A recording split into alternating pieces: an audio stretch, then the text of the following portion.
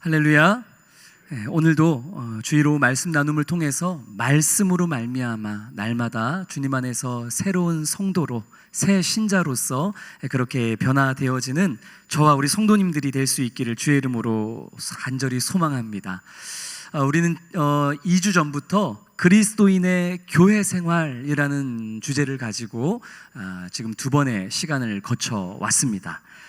그 교환에도 나와 있지만 우리가 지난 2주 동안 나누었던 그리스도인의 교회 생활 관련해서 어떤 거 나눴었죠? 2주 전에는 주일 성수에 대해서 주일 성수, 구약의 십계명에서 주일에는 안식일에는 아무것도 하지 말아라 라는 것은 정말로 아무것도 아무 일도 하지 말라기보다는 누구를 위해서 일하지 말아라? 나 자신을 위해서, 나 자신의 쾌락과 욕망을 위한 일을 하는 날이 아니라 무엇을 하든 하나님의 영광을 위해서 그날은 행하는 날이다. 그래서 주일 성수에 대해서 나누었었고요. 지난주에는 두 가지를 나누었어요. 무엇과 무엇? 전도와 봉사에 대해서 말씀을 나눴었죠. 오늘은 친교에 대해서, 이 건강한 교회 생활에서 빠질 수 없는 친교에 대해서 함께 또 나눔의 시간을 가져보고자 합니다. 이 건강한 교회 생활을 삼각형, 정삼각형으로 한번 표현을 해보았어요. 우리 성도님들이 각자 가지고 계시는 교환에도 건강한 교회 생활이라는 이 정삼각형 모양이 있죠. 근데 정말로 우리 개인의 삶이, 또 우리 교회가 진짜 건강한 교회 생활, 그리고 진짜 건강한 교회가 되기 위해서는 이 삼각형의 꼭지점에 꼭 필요한 것들이 들어가야 됩니다. 이 건강한 교회 생활의 가장 위, 정점에는 반드시 무엇이 있어야 될까요? 말씀이 있어야 돼요. 다른 것이 이 신앙생활, 교회 생활의 머리에 있어서는 안 됩니다. 언제나 건강한 우리 개인의 교회 생활과 또 교회의 교회되어지는 모습에 있어서는 그 꼭지점, 그 정점에 무엇이 있어야 된다? 말씀, 예배, 그리고 말씀을 나누는 이러한 나눔의 시간들, 구역 나눔, 성경 공부, 이런 여러 가지 말씀을 중심으로 하는 그런 시간들이 없어서는 그거는 교회 생활일 수 있다 없다? 교회 생활일 수 없는 거예요. 그런데 말씀만 있으면은 교회 생활이 건강한 교회 생활일 수 있을까요? 말씀만 있으면, 주구장창 말씀만 있으면 그거는 그냥 신학교예요. 신학교. 그냥 성경적 지식만 머릿속에 쌓아놓는.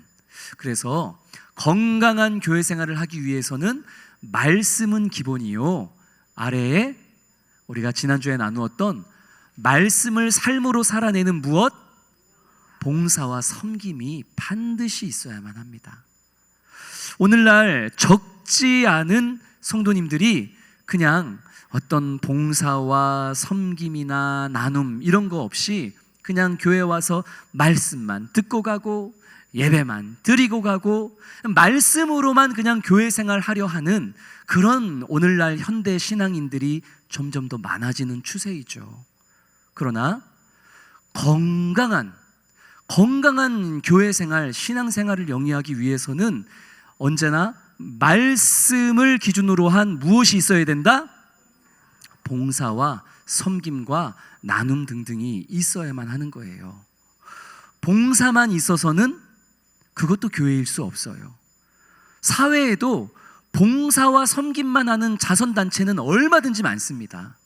그러나 반드시 교회에서의 봉사와 섬김과 사역은 무엇이 그 중심에 있어야 된다? 말씀이 중심에 있어야 된다. 우리의 봉사는, 우리의 섬김은, 우리의 사역은, 우리의 나눔은 반드시 말씀이 말씀되게 하기 위해서 우리가 봉사하고 섬기는 거지, 말씀 없이 그냥 자선 행사하듯이 하는 세상의 봉사와는 분명히 달라야 한다라는 것. 그래서 건강한 교회 생활을 위해서는 말씀만 있어서도 안 되고 무엇이 항상 같이 있어야 된다? 말씀과 함께 봉사와 섬김이 이루어져야 한다.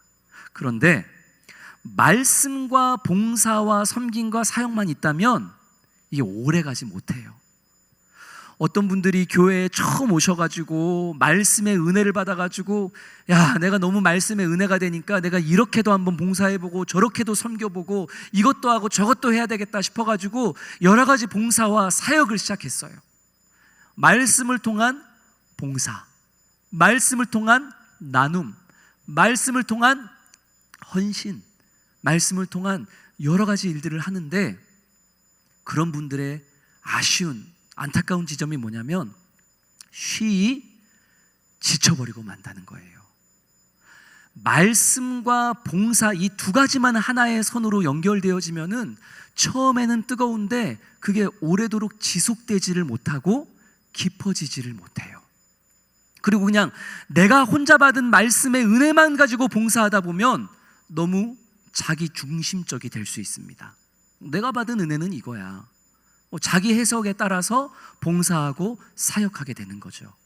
그래서 말씀, 봉사와 함께 이것이 건강하게 지속적으로 또 성숙하게 이루어지기 위해서 마지막 꼭지점에 반드시 친교가 있어야 됩니다. 무엇이 있어야 된다고요? 친교.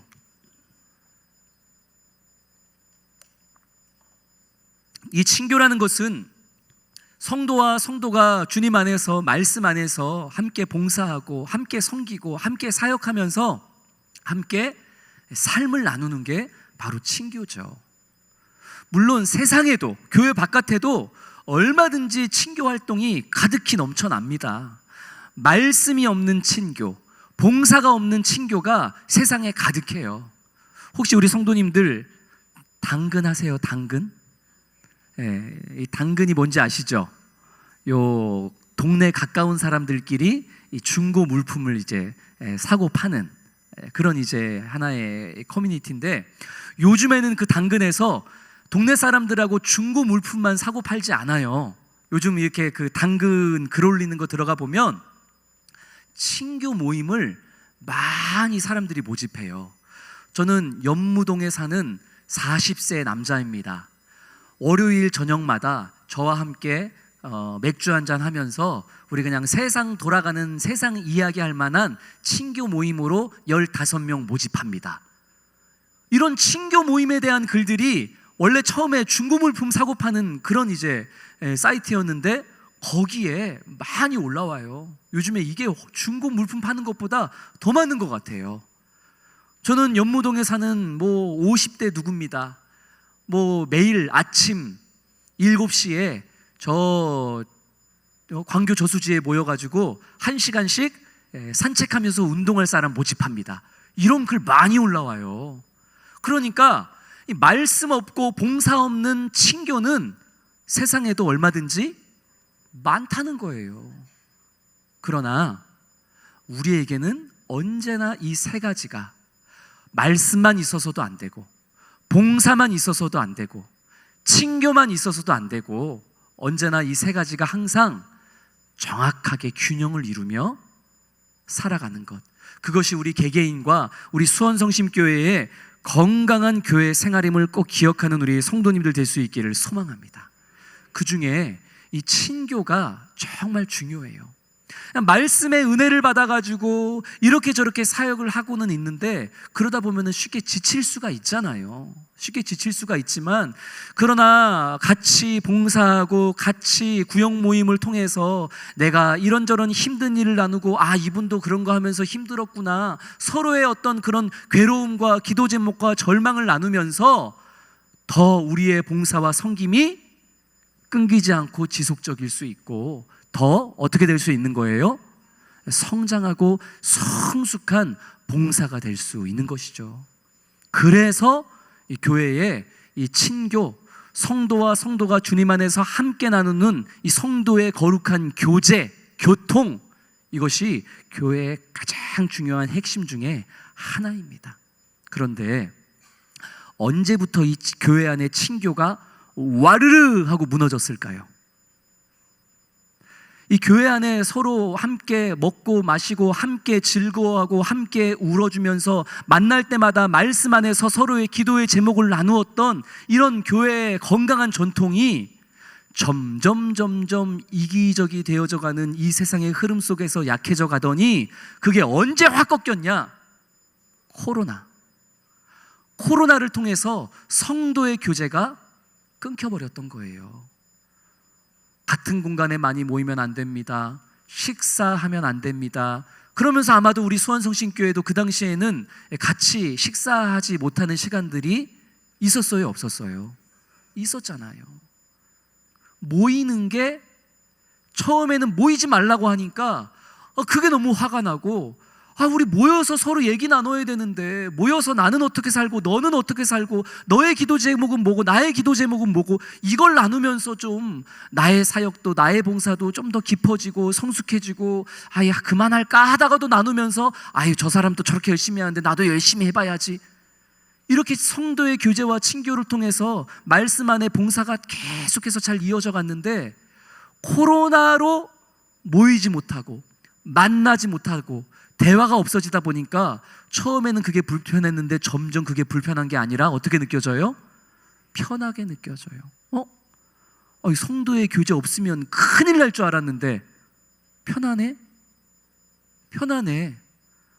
그냥 쓱 가서 그냥 나 혼자 말씀 예배 드리고 그냥 집에 쓱 와서 나 하고 싶은 일 하고 그냥 불편한 일들에 대해서 굳이 얘기 나누지 않아도 되고, 그러면서 대한민국 대부분의 교회가 여전히 말씀은 있는데 여전히 이거저거 해야 된다고 봉사와 사역의 자리는 성도들에게 계속 제안하는데 뭐가 없어졌다?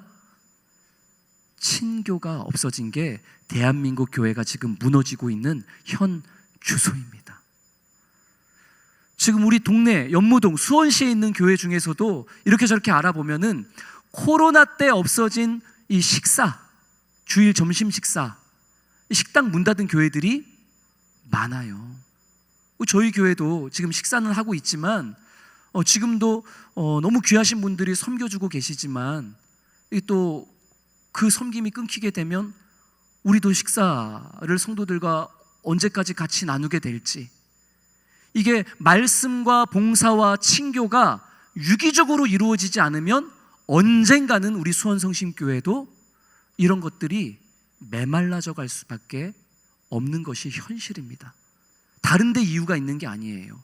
왜 이렇게 교회의 사역이 이렇게 지속적이지 못하고 자꾸 어딘가에서 끊기는 것 같지? 요 세계가 유기적으로 이루어지지 않기 때문이에요. 무엇이? 말씀과 봉사와 친교가. 그 중에 특히 약해져 가고 있는 무엇에 우리가 더욱더 힘을 쓰자? 친교에 힘을 쓰자. 그래서 제가 2-3주 전부터 지금 우리 그 수원성신교회 구역마다 제가 지금 한 구역씩 지금 제가 참석하고 있어요. 처음에 제가 이렇게 구역 모임에 참석하면 얼마나 부담스러운 표정으로 저를 맞이하시는지 몰라요. 쟤는 여기 왜 왔을까? 얼마나 표정에서 그냥 나는 네가 부담스럽다, 그냥 이게 그냥 구역원들 표정에 그냥 딱 써 있어요.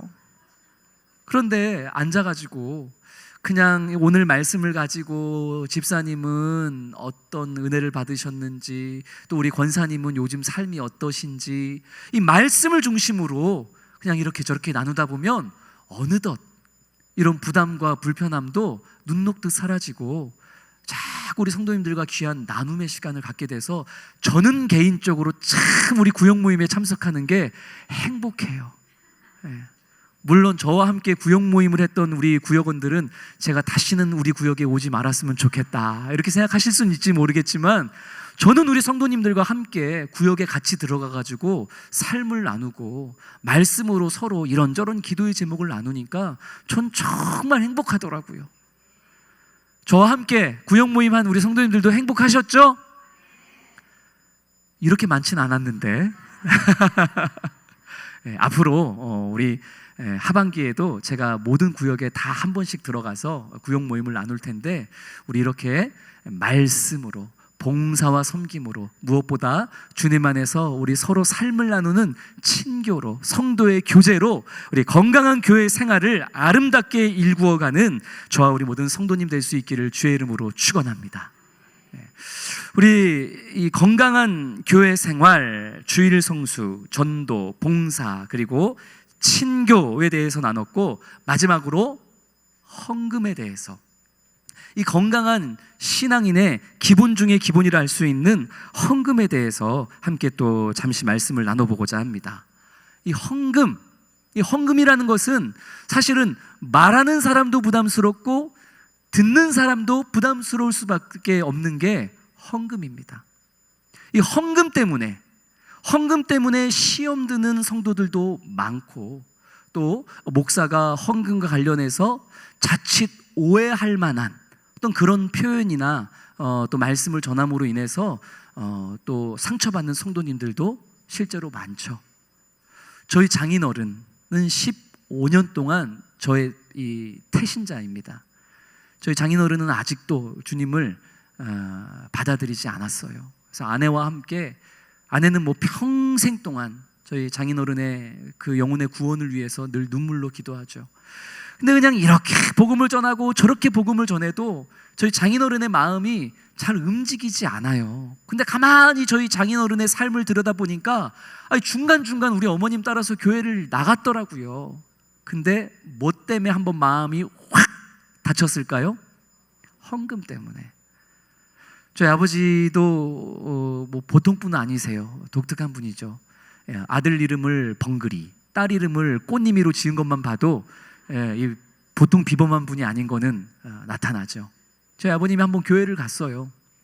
교회를 갔는데 헌금 시간이 되니까 헌금을 해야 되죠. 다른 사람도 다 옆에서 헌금을 하길래 저희 아버지도 아마 학생 때였나 봐요. 이제 저 헌금하는 거구나. 나도 헌금해야 되겠다. 그리고 아마 주머니에서 이렇게 보니까 아마 5,000원짜리가 있었나 봐요. 그런데 이제 5,000원 헌금을 하는데 저희 아버님이 이제 버스를 타고 가야 되니까 잔돈이 좀 필요하셨던 것 같아요. 그래서 주머니에 있던 5,000원을 놓고 거기서 1,000원짜리를 꺼내셨나 봐요.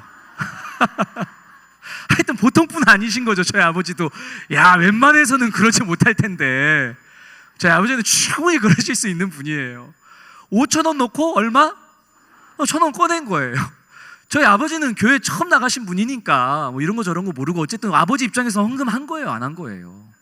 한 거예요. 다만 나는 이제 버스는 타고 가야 되니까 꺼낸 것 뿐인데, 그거 가지고 아마 옆에서 난리가 났던 것 같아요. 그거 가지고 그 헌금 때문에 뭐 저주를 받네 마네 아주 난리가 나서 그때 완전 저희 아버님 마음이 아주 꽉 막혀버렸던 것 같아요. 그리고 저희 아버지 친한 친구분 중에 대형교회 목사님이 계세요. 안타깝게도 그분이 정말 이 참 믿는 자의 경건한 모습을 보여주지 못한 까닭에 저희 아버지는, 장인어른은 더더욱 세상에 다른 사람 다 믿어도 목사는 안 믿어요. 참 가슴이 아프지만 그럼에도 불구하고 작년에 15년 만에 추석에 처음으로 아버님과 함께 가정 예배를 저희가 드렸습니다. 지난주에 절대 변하지 않을 것 같았던 누구도 변화시키세요. 사울도 변화시키시는데 우리 장인어른도 반드시 우리 주님이 변화시켜 주실 줄로 믿습니다. 어쨌든 우리 장인어른이 변화되어지는 가운데 지금 가장 힘들게 하는 것이 이제 헌금과 관련된 내용인 만큼 이 헌금은 참 민감합니다. 그러나 우리가 분명히 알아야 될 것은, 이 헌금이라는 것은 강요해서 드려져서도 안 되고, 강요를 받았다고 해서 드리는 것도 결코 헌금일 수 없어요. 헌금은 강요에 의해서 드려져서도 안 되고, 또 그렇게 드려진 헌금은 하나님께서 기뻐 받으실 리 없습니다. 헌금은 반드시 자발적인 마음으로 기쁘고 즐겁게 인색한 마음 없이 그렇게 드리는 게, 그게 진정한 헌금이요 하나님 받으시는 예물이죠. 그래서 헌금은 어떤 마음으로 드리는 것이냐, 우리 그리스도인에게 헌금이 어떤 마음과 중심으로 드려야 되는 것인지 우리 같은 목소리로 같이 읽어보겠습니다. 내가 가지고 있는 모든 것이 나의 것이 아니고 하나님께로부터 주어진 누구의 것? 하나님의 것임을 고백하는 증표로서 우리가 주님 앞에 예물을 드리지 않으면 이거는 아까운 것밖에 될 수 없습니다. 내가 번 돈인데, 내가 한 달 동안 땀 흘려 번 월급인데, 내 열심으로 번 돈인데, 그거 내 거를 하나님께 드리는 건데, 내 것을 하나님께 드리는 것은 그것은 온전한 헌금의 마음과 중심이 아닙니다. 내게 건강을 주신 분도 누구? 하나님. 내게 일할 수 있는 그런 직장을 주신 분도 누구? 하나님. 내가 일을 하든 않든 어쨌든 나에게 이런저런 수입이 있게 하신 분이 누구? 하나님. 그러니까 많든지 적든지 내게 이 소출과 수입을 주신 분은 누구? 하나님. 그러니까 내게 있는 것은 다 누구의 것? 하나님의 것. 내 것을 하나님께 적선하듯이 드린다. 그게 헌금이 아니고 내게 있는 모든 것은 다 하나님이 주신 것이기에 하나님의 것을 다시 누구에게 돌려드린다? 하나님께 돌려드린다. 하나님이 나에게 100을 주셨으니 당연히 하나님께 100을 드리는 게 마땅하지만 염치 없게 하나님이 100을 주셨지만 그 중에 일부만 하나님께 내어드리고 나머지는 하나님의 것이지만 그냥 내가 쓴다는 거, 그런 염치 없는 마음을 가지고 드리고 또 살아가는 것, 그것이 우리 그리스도인이 가져야 할 헌금에 대한, 예물에 대한 바른 중심임을 반드시 잊지 않는 저와 우리 성도님들 될 수 있기를 주의 이름으로 축원합니다. 이 헌금의 명목도 다양한 명목들이 있지만 그러나 그 헌금 중에 가장 대표적인 게 뭘까요? 11조예요. 야, 헌금이라는 주제만 나와도 민감한데 헌금 중에서도 제일 민감한 11조가 나왔네. 11조. 여전히 지금도 11조 이거 구약에서만 해야 되는 거 아니냐, 신약에 언제 11조에 대한 말씀이 있냐, 예수님이 11조에 대해서 얘기한 적 있냐 없냐, 이 11조에 대해서 여전히 불편해 하시는 성도님들이 많죠. 그러나 11조는 구약에서, 민수기, 신명기에서, 그리고 우리가 뒤에 살펴보겠지만 예수님도 분명히 해야 한다라고 명확하게 명하신 게 바로 11조입니다. 다만 처음에 말씀드렸던 것처럼 11조를 하든 안 하든 이 11조는 강요에 의해서 드려져서는 안 돼요. 11조가 됐든 어떤 명목의 헌금이 됐든 헌금은 자발적으로, 자원하는 마음으로, 기꺼이 주님께 즐거운 마음으로 드릴 때에만 그것이 진정한 헌금이 될 수 있음을 꼭 기억하시길 소망합니다. 다만 우리는 오늘 이 11조가 구약 성경에서 어떻게 드려졌고 어떤 목적을 위해 드려졌는지 오늘 그것을 잠시 살펴보려 하는데요. 첫 번째로 이 구약의 성도들은 11조를 사실 2번 드렸어요. 11조를 몇 번 드렸다고요? 2번 드렸습니다. 이 하나님께서 우리에게 주신 땅의 소출 가운데에 10분의 1은 의무적으로 하나님께 드리되, 민수기 18장 21절 말씀이죠. 그 의무적으로 처음에 드린 11조는 무엇을 위해 사용되었을까요? 성전의 유지 비용, 제사장들이나 레위인들이나 그리고 그들이 이 성전을 섬기는 가운데에 필요한 비용으로 그렇게 이 첫 번째 11조가 사용이 되어졌습니다. 말씀을 한번 읽어볼까요? 시작. 내가 이스라엘의 11조를 레위 자손에게 기업으로 다 주어서 그들이 하는 일, 성막에서 하는 일을 감나니, 회막에서 하는 일을 감나니, 이 백성들이 소출 가운데의 10분의 1을 레위인에게 10의 1조로 드리되 레위인들이 그것을 가지고 뭐 하는 거예요? 회막, 이 성막을 여러모로 돌보는 일들을 하는 거. 그래서 이 이스라엘 백성들이 첫 번째로 드렸던 10의 1조는 성전의 유지 비용, 레위인들과 제사장들을 위해서 사용되어졌다 하는 것이고요. 이 외에 이 구약의 백성들은 또 자신의 소출 중에서 10분의 1을 또 하나님 앞에 드려야 했습니다. 이 두 번째 자원함과 감사함으로 드렸던 10의 1조는 신명기 말씀에 있는데 무엇과 무엇을 위해 사용되어졌을까요? 이웃을 위한 나눔이나 구제를 위해서 이 두 번째 11조는 사용이 되어졌습니다. 신명기 14장 우리 28절 29절만 한번 읽어보겠습니다. 시작. 매 3년 끝에 그의 소산의 10분의 1을 다 내어 내 성읍에 저축하여 너희 중에 분깃이나 기업이 없는 레위인과 내 성중에 거류하는 객과 및 고아와 과부들이 와서 먹고 배부르게 하라. 이 10분의 1을 통하여서 또 다른 11조예요. 이 10분의 1의 11조를 통해서 누구와 누가 와서 먹고 배부르게 하라고요? 객과 고아와 과부들. 아까 우리 오전 말씀에도 나눴지만 항상 유대 사회에서 이 과부, 고아는 누구를 의미하는 거예요? 우리 주변에서 가장 소외되고 낮은 곳에 있는 힘들고 외로운 사람들. 그러니까 주님께 드린 헌금 11조는 꼭 교회 성막을 위해서만 사용되어지는 게 아니라 누구를 위해서? 우리 이웃을 위한 나눔과 구제로서 사용되어져야 하는 것이, 그게 11조에 대한, 크게는 주님께 드리는 이 예물에 대한 성경의 말씀인 것이죠. 그래서 우리 교회도 하나님 앞에 드려지는 이 11조, 그리고 교회의 헌금을 이 교회 안에서 사용하는 것과 교회 밖에서 사용하기 위한 것으로 저희도 나누어 사용은 하고 있습니다.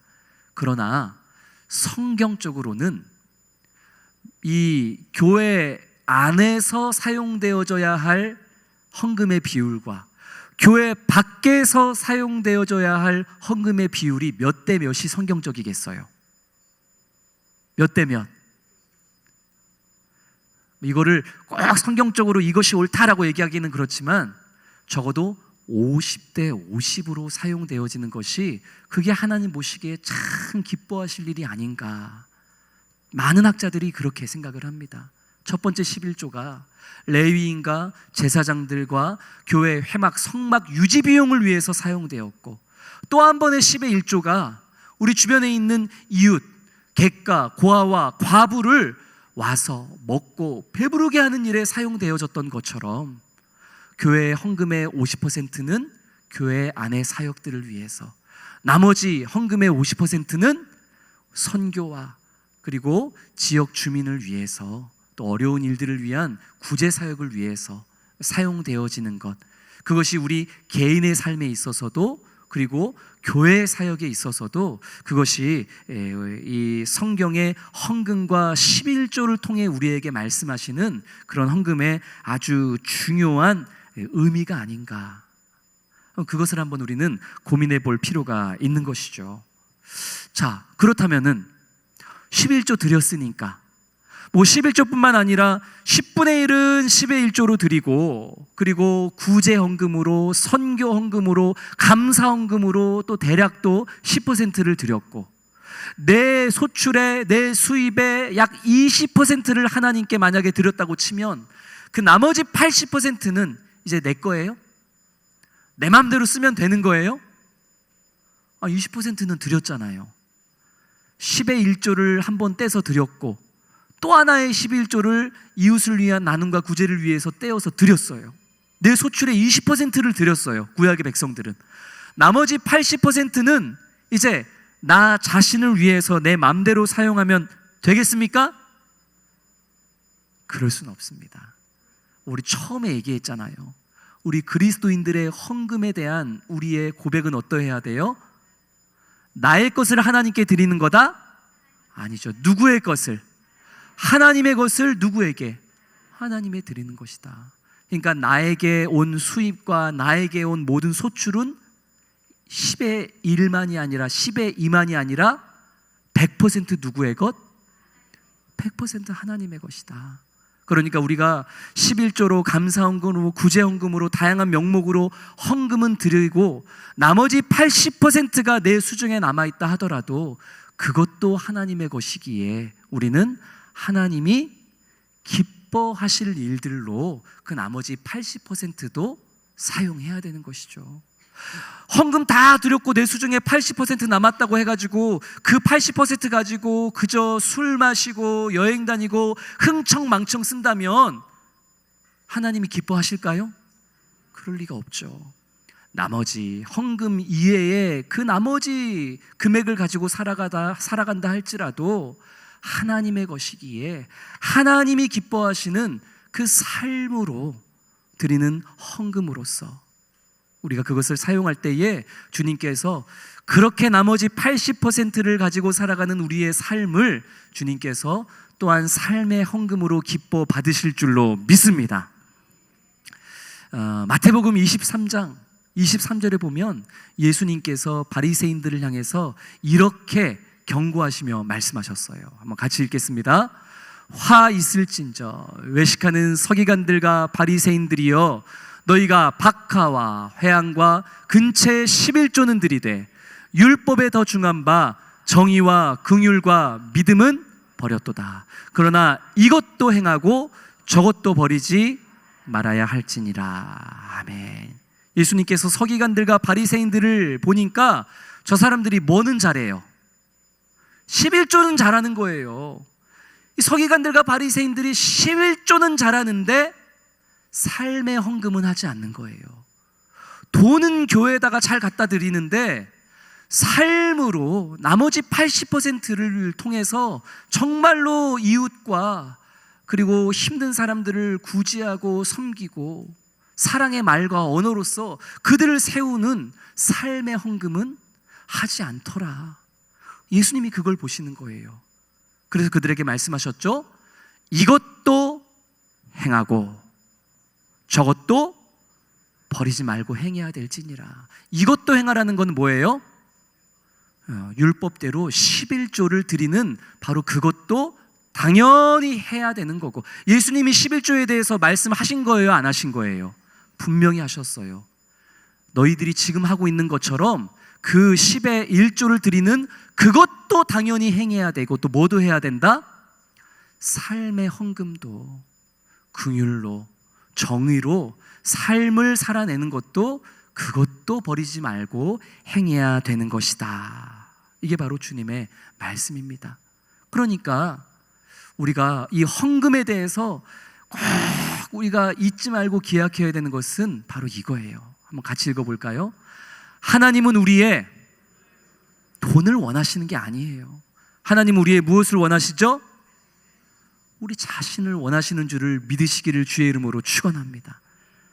하나님은 우리의 돈을 원하시는 게 아니라 우리가 그 건강한 헌금 생활을 통해서 우리의 마음을 주님께 드리고, 그 건강한 헌금 생활을 통해서 우리의 생각이 주님을 닮아가며 주님의 마음으로 누군가를 긍휼히 여기고 삶의 헌금으로 주님 앞에 바르게 서는 건강한 신앙생활하기를 우리 주님께서 우리 모두에게 원하고 계시는 줄로 믿습니다. 우리 수원성신교회 성도님들은 하나님 나한테 돈을 바라시니까 돈 드려야겠다, 이런 아주 교만한 헌금 생활이 아니라 하나님의 것을 마땅히 주님께 드리되 이 물질로만이 아니라 나의 삶으로 주님께서 기뻐하시는 헌금의 정신을 내가 살아가야겠다. 그렇게 건강한 이 교회 생활과 신앙 생활을 아름답게 이루어내는 우리 수원성신교회 모든 성도님들이 될 수 있기를 주님의 이름으로 축원합니다. 우리 이렇게 3주간의 시간을 걸쳐서 그리스도인의 교회 생활이 어떠해야 될지에 대해서 함께 나누었습니다. 다시 한번 이 교회, 그리스도인의 교회 생활 무엇이었죠? 주일 성수, 전도, 봉사, 친교, 헌금, 이 5가지에 대해서 과연 어떻게 이 5가지를 살아내는 것이 과연 건강한 교회 생활인가? 나는 과연 그렇게 건강한 교회 생활을 하고 있는가? 내 교회 생활에 좀 부족함이 있다면, 연약함이 있다면 이 5가지 중에 지금 뭐가 좀 삐걱거리기 때문에 내 신앙생활에 좀 이런 어려움이 찾아왔을까? 내가 주일 성수를 제대로 못하고 있나? 내 몸뚱이는 주일마다 이곳에 와 있기는 한데 내 마음이 온전히 주님을 바라보지 못하고 있는 건가? 전도, 하나님이 나와 함께 하신다라는 게 가장 생생하게 나타나는 곳이 어디라 그랬어요? 전도의 현장이라 그랬어요. 하나님 나와 함께 하심이 분명히 생생하게 깨닫게 해주세요 라고 기도는 하면서 정작 하나님이 나와 함께 하심이 가장 분명하게 보이는 그 전도의 현장으로는 내가 나가지 않고 있는 거 아닌가. 그리고 봉사, 우리는 어떻게 해서든 봉사와 섬김의 역할을 감당해야 됩니다. 이제는 내가 은퇴해가지고, 이제는 내가 나이 먹어가지고 교회에서 더 이상 사역하고 봉사할 게 없어요. 꼭 그런 것만이 아니라 우리가 정말로 우리의 다음 세대를 위해서, 그리고 우리 교회 안에 있는 여러 연약함과 아픔이 있는 성도를 위해서 중보기도 하는 것, 그거보다 더 귀한 봉사와 섬김이 어디 있겠습니까? 기도의 자리로 또 성도를 사랑하고 또 그 기도의 사역으로 나아가는 저와 성도님들 될 수 있기를 소망합니다. 우리 한번 나눠보겠습니다. 과연 내가 진정한 건강한 교회 생활을 하기 위해서 이 5가지 중에 어떤 부분을 어떻게 내가 조금 더 정신 차리고 강화해야 내 신앙생활이 더 건강한 신앙생활, 교회 생활이 될 수 있을까? 한번 잠잠히 주님 앞에서 우리 1분간 한번 생각해보는 시간 갖도록 하겠습니다.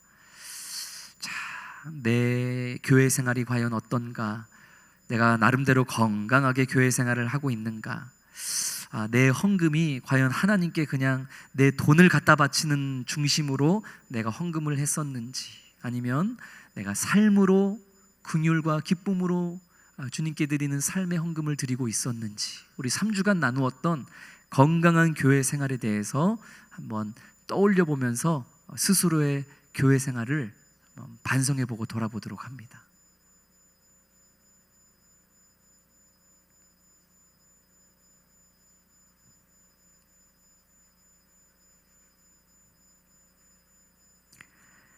생각해 보셨습니까? 어떻게 나 나름대로 교회 생활 잘 하고 있는 것 같아요? 잘 하고 있는 것 같아요? 조금 부족한 부분이 있는 것 같아요?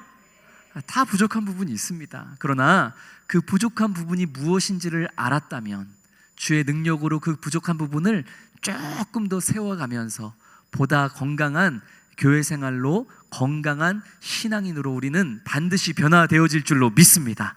자, 우리 옆에 분하고 그 중에 딱 하나, 나 건강한 교회 생활하기 위해서 나 여기에 좀 더 앞으로는 힘써 볼 거야, 요 다짐과 결단만큼은 우리 옆에 있는 분들과 한번 나눠봅시다. 나 전도에 한번 힘써 볼 거야, 혹은 나 주일 성수만큼은 내가 진짜 제대로 한번 지켜볼 거야, 아니면 내가 헌금 생활만큼은 내가 정신 차리고 한번 해볼 거야. 자, 어떻게 내 건강한 신앙생활을 이어가시려는지 자신의 결단을 한번 옆에 있는 분과 한번 나눠보세요.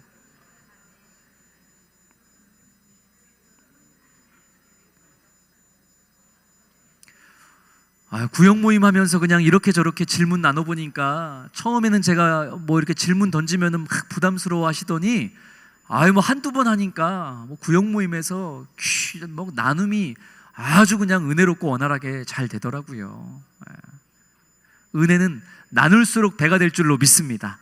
자, 우리 옆에 있는 분들이 자신의 건강한 교회 생활을 위해서 뭐 어떤 부분에 더 힘쓰겠다고 말씀들을 하시던가요?